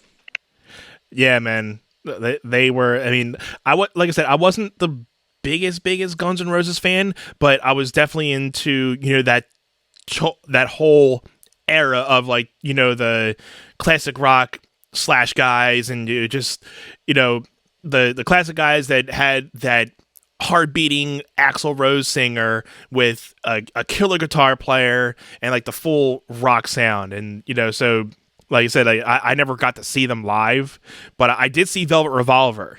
So I did see Slash live. I saw him Oh and my Scott god, Velvet Weiland. I think Revolver it was Scott Weiland. is He was still in the band at the insane. time. So I do remember I went with my uncle and we saw them at the Spectrum. So that was an awesome time. And again, like, I got to see Guns N' Roses do Slither, and nice. I literally broke down and was like, I wish I could see Scott. I wish I could see him do this. Yeah, Like, yeah, he Velvet was Revolver to amazing. me was what I wanted Guns N' Roses to be. Right. Like, I felt like Velvet, like I love Guns N' Roses to the death of me, but I felt like Velvet Revolver was the better version of Guns N' Roses because Scott's vocals compared to Axl's, like, yeah, that's cool. Like, I love Axl, but Scott is like my favorite frontman in rock and roll. Yeah. There's not a person who could compete with him other than like Chris Cornell, in my opinion. Yeah. Right. So, like, because I've saw Stone Temple Pilots, Nice. and it was like the greatest shit ever. And then seeing them again, I got to see them with Chester singing, Uh and I was just like, man, I miss Steve. huh. It's crazy when you're watching something and you don't uh understand the significance of what you're watching until later down the line. You're like, I was witnessing something that I didn't even understand what I was witnessing at the time. Like, Yeah, listening to Velvet Revolver live and everything that happened to Scott Weiland and him passing is like one of the only times like I really got to see him, and seeing like a legendary performer like him that, I guess, I mean, I'm sure many people saw, but some people, again, just like anything, don't get to see a lot of their favorite bands play. So I sometimes forget that I've seen Velvet Revolver, but usually, talking when you were talking about Slash seeing Guns N' Roses, I'm like, I do remember I did see Velvet Revolver at the Spectrum, and that's when they just came out with their first album. So I heard Slither, I heard all like the the singles and all the everything. It was awesome. pieces. I I'm a huge, like, as you can see by the tattoo, I'm a huge Slash fan. So I've seen Slash in all of his renditions.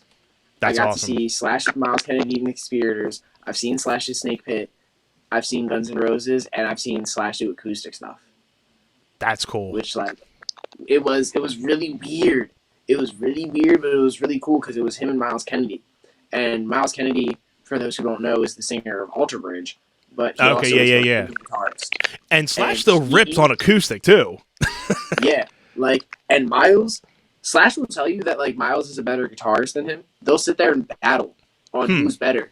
Because Miles would be like, I can't do what Slash does. Like, I can't fucking do that. And Slash would Yeah. be like, man, he's such a fucking crazy technical player that Yeah. he's just better. And seeing them together was insane because they're doing Slash songs, they're doing Snake Pit songs, and Guns N' Roses songs. Uh huh. So while Slash is doing his solos, Miles is doing all of Izzy's parts and all of the other parts that Slash wrote for the Snake Pit stuff and for the Conspirator stuff. And seeing them together doing that was mind blowing. Like, seeing other people obsess over Slash the way that I do when they're famous Uh huh. was like cool as shit because the whole entire time he's just like, I'm here with Slash. I'm here with Slash. And I'm like, you're Miles Kennedy. Yeah. Like, I would die to be able to sing like you and play guitar like you, and you are freaking out over the fact that you're touring with Slash. Right. Like, that's just so cool. It's cool when you see musicians like that idolize other big musicians, and they just they admire the craft, like how you were saying, like Kennedy was saying, I could never do what Slash does. Slash is saying, well, he's this type of, like, they both admire what they both do, and they just they connect both and they make great music together. So it's awesome when musicians can support other musicians that are on somewhat of the same level and they just love the craft of somebody. It comes with the love of the craft, I think. Like, if you Mm-hmm. actually love what you're doing and aren't in music for the money, Yeah, then everybody's gonna love you, and you're gonna love everybody. absolutely, man. I can't agree with that more. Because like, I just love the art. I just love the music. So for me, it's like whether you're coming out with something that I think might be like whack or not, I'm still gonna be like, it's music and I love it. Like, Absolutely. I am very judgmental on mainstream music because like it's mainstream music, we can be, but you know, unless somebody's really, really, really, really terrible, I'm probably gonna love it just because it's music and it's art. Right. Exactly. Anybody that kind of and like we were saying in the beginning, I mean, you're not going to get everybody that likes you. There's going to be people that don't like somebody, but in the same fact, they're up on a stage playing in front of X amount of people. The person that says, "Oh, well, this guy's not very good," I say to them all the time, like, "Why don't you get up there and do the same thing?" Oh, no, Yep, no, no, I can't do that. Okay, then exactly. shut up. You get it. This dude is expressing himself up there and he's trying to pour out any type of emotion. So for you to say like, "Oh, well, he can't do that. He's not that great." He's great to some extent. You just it may not be what you want to hear, but it's great to so many more people in this room. So can it? Exactly. Kiss my biracial booty. Yeah. So number 4 for me, Metallica's "Seek and Destroy." So Nice. my first band, I can. we used to I will end our drink water sets. to that. There you go. And I will have a sip of my beverage for that. My old band, we used to end our set with that, and we used to get everybody, circle pitting and going crazy with those. And it was the one and only Metallica song that we would cover, but we had like the whole metalheads and everybody going out for that, and everybody would start like circle pitting and everything, and we got so much into it because we thought we were gonna be the next Metallica, and we're just like, yeah, we're getting out Yes. here, blah blah blah. But we're playing our local area, and but we had two main stage Trocadero shows, and we sold like over 200 tickets, That's sick. and we had a lot of bands that were on our bills that were selling mad tickets as well. We had almost 1,000 people at a show before, out of all the bands, and it was, I think, at the time where I mean, a lot more people were more eager to go to shows, and we had a good following too. I think if we still would have kept together, and we had our own ways of parting, but I still feel if we were still together to this day, we would have been doing U.S. tours, or at least some type of East Coast mid US tours and everything, because I think we were that good, Yeah, and we were it's never too getting late. we were getting into a new level of our music. It's just sometimes we I think it was just more of like a musical directions we wanted to go. They wanted to go one way, I wanted to stay like a certain way, and we just couldn't meet in the middle about it. Man, that's like the worst feeling because that's how Sour Potatoes had their ending, just because everybody wanted to do something different, and it was Yeah. like we were all ridiculously talented. And actually, it wasn't everybody wanted to do something different. The bassist wanted to do something different. Me and the drummer wanted to stick on the same thing, and it was just like we were really crazy at what we did because we were all in jazz band together. We all loved metal, and we all loved funk.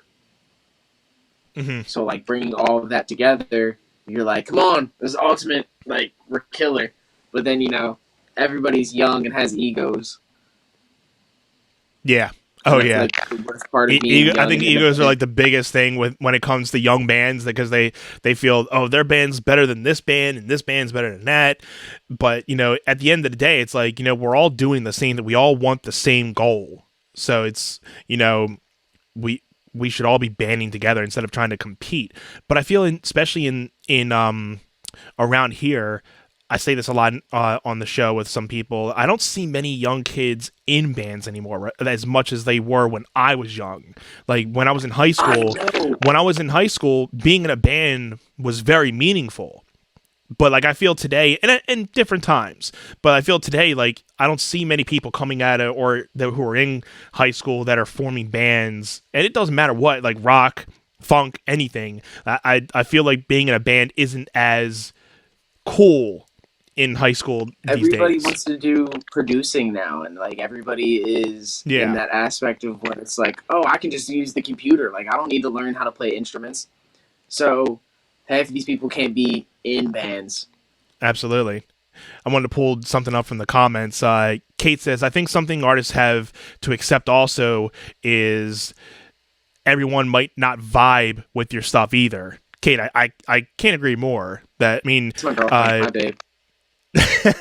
hello, hello, and I agree. I mean, you got to accept that you're not gonna get everybody's positive side of your music, and that you're not gonna win everybody over. But the people who Oh yeah. continue to vibe with you or buy your albums, buy your merch, come to your shows, those are the ones that are going to keep spreading the word to you. And if you continue to like stick on that path of thinking about the positives and stop and try not to put too much inkling into the negatives of people saying what negative things people may say about you, the positives are always going to outweigh the negatives. I always say that people talking smack is my favorite sound And because in this like day and age, you get more haters, the more exposure you get anyway. So exactly. So it's like people are gonna talk smack regardless. So you might as well just take it with a grain of salt, brush it off your shoulder, and move on. right. So we got But one more each. So we got five. I pretty much know what you're gonna probably know what you're gonna say. I know what artist. I may not know the song, but I know the artist. So let's hear it. you want to guess it before I say it? Purple Rain. Yeah, you're right. There you go. You're 100% right. Purple Rain is the epitome of what music should be. I've never Great. seen the full Prince movie, but I've seen bits and parts. I gotta watch the whole thing from front to back though. I love the movie. It's a great movie. Mm-hmm. Morris Day and the Time is in it, and I love the time. Uh But for me, the song "Purple Rain" is it's just like all right. A, the album itself is fantastic. Like I could put really any of the songs on that album at my number one. Like "Computer Blue" huh. is one of my favorite Prince songs, just because of like the musicality of it.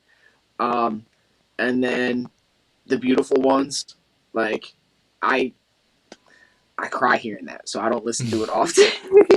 Little But Red it's just Corvette is a really good song too for me too. and like I will fight to the death of this. Prince is the best songwriter, artist, guitarist, person, whatever you want to call him. He's the best. He He's the produced greatest. everything.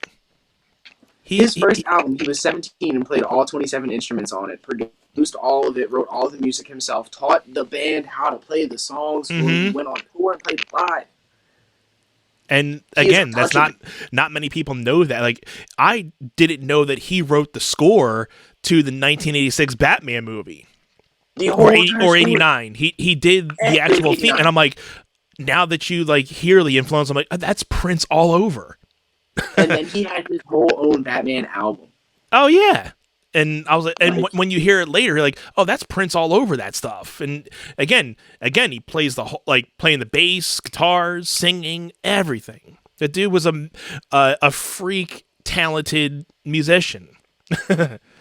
he is my like number one musical inspiration, and the only reason that like I still play instruments and incorporate that into what I do because he is the epitome of carefree living life how the way he wants to. Like he will come into the show and take your girlfriend home wearing high heels and a dress.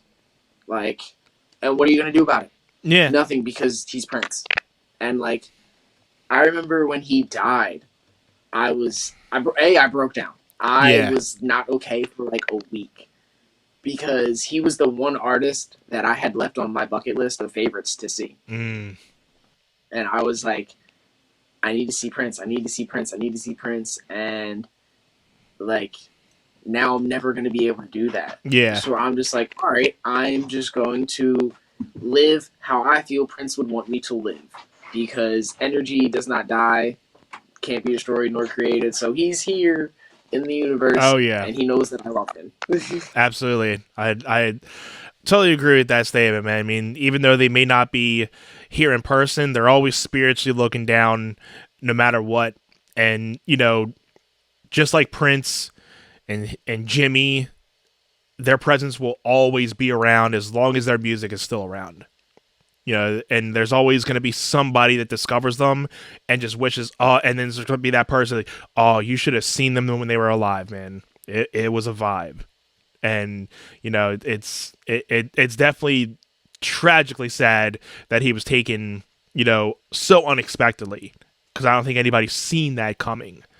And especially, I know I didn't. I did not expect that. Because I thought of him as like one of those. I thought of him as like the Keith Richards of like him living forever and like and him like writing music up until his dying day, which he did, I'm sure. But like him living until he'd be running when he's like in wheelchairs and. But it's tragic when your idols pass, because we think of these people as we forget they're human. But we so idolize these people, and we forget they're humans. We think they're so bigger than just a human. But then when you break them down, they're just like you and me, and they breathe the same air as us. They get up and go to sleep just like, and it's just they may just have a little bit more of a reputation than the normal person. But it's one to leave a mark on your name when you pass, and I think he's definitely left an impact on the music industry and people who know his music. And now it's coming out more the fact that he wrote for so many people that many people don't even realize. I know I didn't know how much he wrote for other people, and that's even more of the genius that he wrote for other people. He is literally, he was literally like the most undercover greatest person ever. He would take money out of his royalties from, I think it was Graffiti Bridge. I can't remember if it was Purple Rain or Graffiti Bridge. But he would take them and then use that to fund art schools and music schools in Minnesota. Mm. And wouldn't say shit to anybody.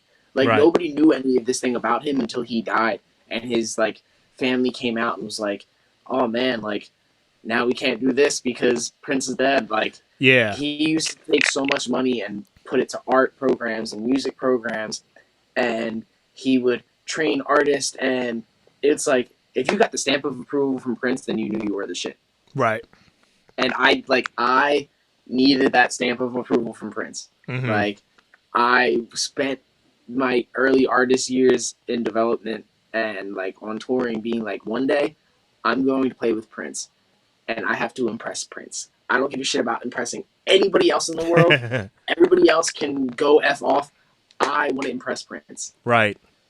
And it's like, I'm never going to know now. Right. And it's upsetting. It is. I can understand that. All right, so I got Purple Rain is the greatest guitar solo in the world. Which one is that? The guitar solo from Purple Rain. Oh yeah, dude. It and especially when he plays it live and just kind of draws it out. It's like you're just in that moment. You're just like, this is amazing what I'm hearing.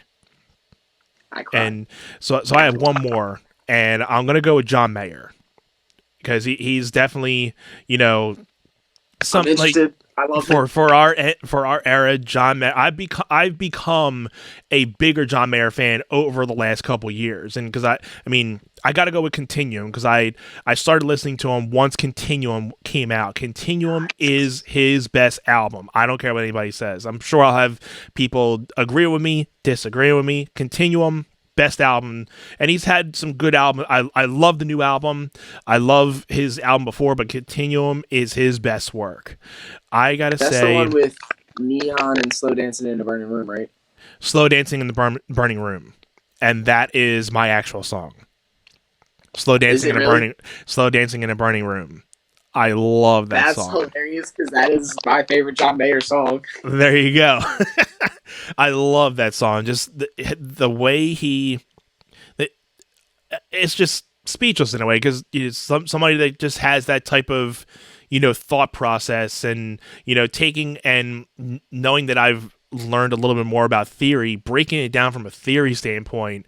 It's just like the dude is on another level with his guitar playing, and especially with a new album. This is a guy that comes from a big R&B blues type of thing, and then he comes out and makes an 80s like rock inspired album just out of nowhere. He's just like, hey, Amazing. this is what, and he said Amazing. like this is what I've wanted to kind of put out for years, but just had, and he just throws it out there. It sounds nothing like his old stuff, but it has his signature sound in there. But I love I love pretty much almost every song on that new album, and I'm glad like he put a lot of the singles that he's had over the last like 2 years that he's been putting out a couple singles here and there, but he put them all on this album, and just it was a solid album. But yeah, Continuum will always be the staple beginning parts of me listening to John Mayer, and the songs that had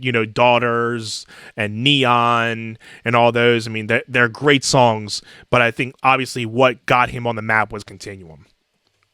Like, And that whole John Mayer, LA if you haven't listened to the LA concert, that's what I was literally about to say. Like, that whole as a show, guitarist, he's my favorite guitarist of our generation. yeah, same. Like, if you talk guitarists out of the 2000s, like, I don't care about Sinister Gates because John Mayer's gonna blow him out the water. I don't care that he can sweep pick. I don't care about any of that. Like, My dad's never John been Mayer, a fan of people that can play fast. He's like, you can play as many notes as quick as possible because it's not about how many notes you can pick. It's what notes you pick. I say that to people all the time because, like, I don't know how to sweep pick because Me I've either. never wanted to learn. I never find had I never wanted to be the fastest person, and I always like writing a melody type solo more than trying to see how many notes or how fast I can play a guitar solo. If it has a feel and groove and vibe, that's like I said, we come from the John Mayers, the Hendrixes, Eric Claptons, that they weren't fast. Jimi Hendrix wasn't even really a fast player. He just knew what notes to pick. Exactly. Clapton's literal nickname was Slow Hand. Like, right. To me, the best guitarists are the ones who know when not to play. Yeah.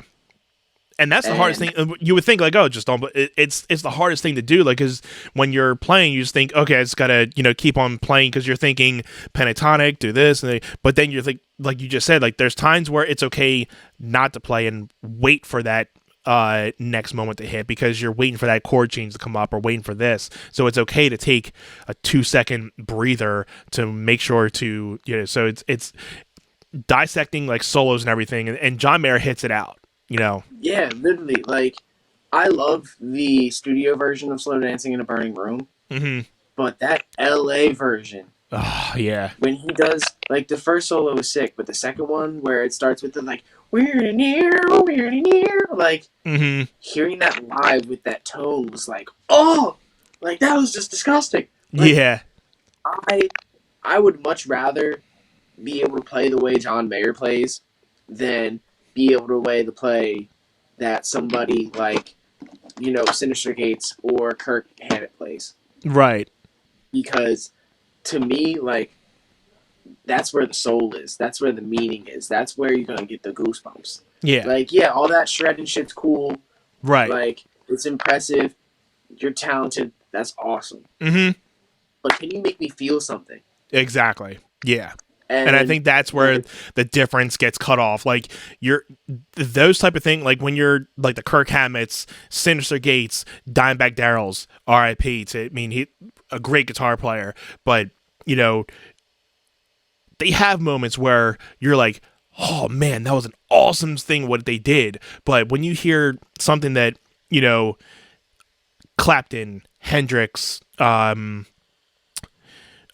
Floyd, anybody, like they make you feel something during those things. Like every note they play is like making you feel something. So it's a difference when it comes to those different styles of play. Like the feel and vibe of those is way different in those. But I like you hit it on the nail that you're like I want to feel something when I'm hearing a solo. I don't necessarily always care about how fast it's being played because you can fake your way through a fast solo and sometimes, but when you're playing Exactly. something that has like consistent notes that you like, it can be tough. I love when people try to be like, "Oh, the blues is so lame because they're just playing so slow and doing like Mm-hmm. only like BB King was the king Yeah, of ghost notes. they didn't call him king for nothing. Exactly. And it's like it upsets me that like guitarists nowadays don't have an appreciation for that. Like everybody has to do that tapping and the double plucking with their thumb and like all this Yeah, crazy shit. And I'm like, it's impressive. It's fantastic. That there's is time and awesome. places for Like, that. yeah, like Right. you can't expect, and like this is just me as a guitarist. Like you can't expect all guitarists to think that because you can do that, you're like some all that in a bag of chips. Yeah. Like especially when you have people like Peter Frampton. Like he revolutionized the talk box Mm-hmm. when he came out with "Do You Feel Like We Do." Like obviously I wasn't alive, but I know that it revolutionized music and how people use the talk box because a lot of people didn't really use it before then. Like yeah, you had "Sweet Emotion" by Aerosmith where Joe Perry used it in the intro, but before Frampton, like he does it for Solo Fest. He had the talk box, and he stayed in the pocket ridiculously. Yeah. Like, and the way that he did it was so meticulous that it's like if you were to go and try to sweep and shred through his songs, it would sound ugly. Mm-hmm. And that's how I feel like a lot of music is. Like, they sit here and try to add all of this stuff, and I'm like, you're just doing too much. You're so not focused on like being a show off, but you're not worried about what fits in the song. Yeah. Like ACDC's drummer, everybody wants to make fun of him because almost every song sounds the same, Uh-huh. Yeah. but they kicked ass. Mm-hmm. They knew how to write a kick-ass Like song. exactly, and it's just about making like I'm all for art history and doing whatever you want to do, but like when it comes to guitarists, there's not enough of an appreciation for those who don't shred. Mm-hmm. Yeah. It's like people are like, "Oh, if you can't shred, you're not a good guitarist," and I'm like, "That's just disrespectful." Because Yeah. There's so I know a many. lot of people who don't shred who blow me out of the water, Mm-hmm. and I'm like, "You got that, dog." Like I'm not doing that. Yeah. But yeah, man, this has been a hell of a time. I had so much fun talking to you about, music, what you've been up to lately. I'm stoked to, see the growth of your company and, hopefully more artists come your way and you can inspire more people to be, doing what they love. And again, this was our top 5. Let us know what your top 5 is in the comments if you're watching this later or if you're watching this on repeat. Let us know in the comments. Tim, is there anything else before we get out of here? Anything you want to promote? Anywhere? Where can people check you out? Anything you want to just say before we get out of here, man? I am going to be dropping an album very soon. It's called Dark Shades because I love sunglasses. Usually, I'm always wearing sunglasses. This is actually like one of the first interviews and talk shows that I've done where I'm not wearing sunglasses. There And that shows that I'm comfortable with you because, like, I know you and you're my homie, so it works out. you go, man. Um, I do have some shows coming up. You can check all of them out on the Altruistic Vision page on Instagram and Facebook. All of our news is posted there. Most of my personal artist news is posted there just because I'm not very good at social media. So, as you can see next to my name below me, which I've always wanted to do that. I've always wanted to be like, look below. You can follow me on my Instagram, the Tizza, which is where I post funny memes and talk about my music. Um, but that's really it for me. Come follow Altruistic Vision. Follow me on Instagram. If you find my Twitter, you'll enjoy that because I'm hilarious. and Dark Shades will be coming out in probably about like less than a month. There you go, guys. Well, First keep album, guys. keep an eye out for Tim's stuff. He's going to be dropping a lot of stuff, so I'm looking forward to hearing it, and I hope you guys are too. This has been Table Talk, episode 28, guys. Thank you all for joining me tonight, and thank you all for the continued views. And make sure you guys, once again, are subscribing, following, and give us a review on Apple Podcast. Tim, it was a pleasure talking to you tonight, and I will be talking to you soon, brother. Have a good night. All right. See you very soon, boss. Thank you, guys. Have a good night.